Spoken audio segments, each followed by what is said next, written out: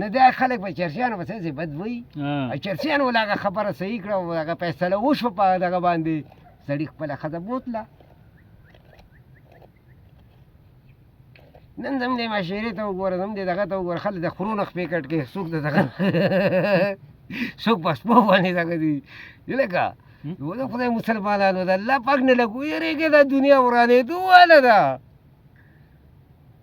وایي ولې چې ته د خرو نه خپې کټ کوې ته په چارپکو باندې دې را دغه شو خو پوه شه که نه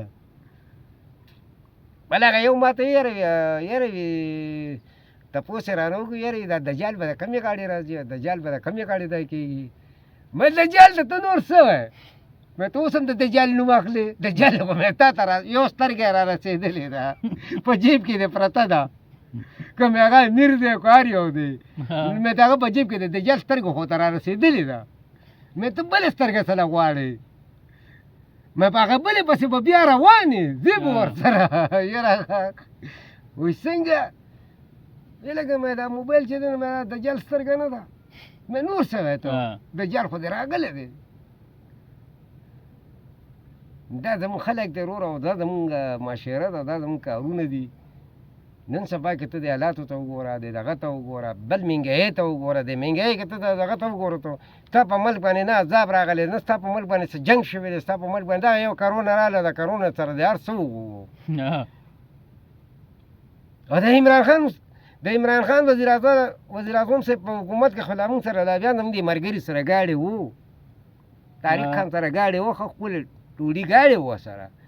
خو چې د شهباز شریف حکومت راغی نو بس هغه ګاډي نه هم خلاص کړو ځکه خیر وخت لا نور د الله په خیر کې چې لا نور به څه کېږي همې دې کې تاسو وایي د امریکې قرض ختمو امریکې قرض نه په دې ملک لږې مهنګایي راولې دې ملک لږې ارزاني راولې ده خدای صاحب دیوانو مهنګایي هم پې ګرانه کړې ده د شات په شات شی ګرانه وی په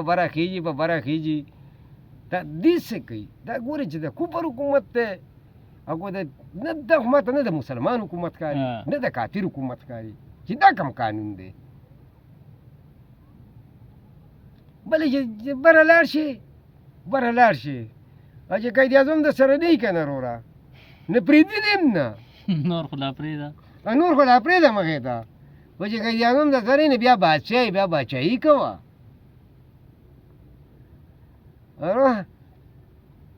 بره تللی وم نو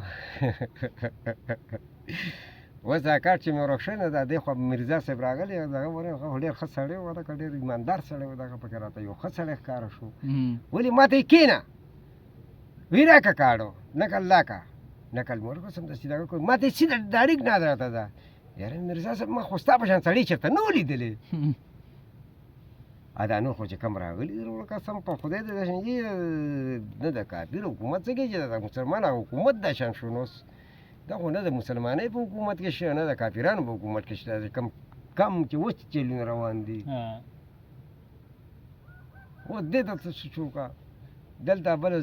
نن چې ته بېګام چې ته دغه دی چې ته په یو دوکان نه چې ته غلا شوې ده دغه شوې ده ته دې ته سوچ وکړه چې دې ته سوچ وکړه چې دا به کم کافر وړي او دا به چا وړي هغه غریب هم دغه کړی دی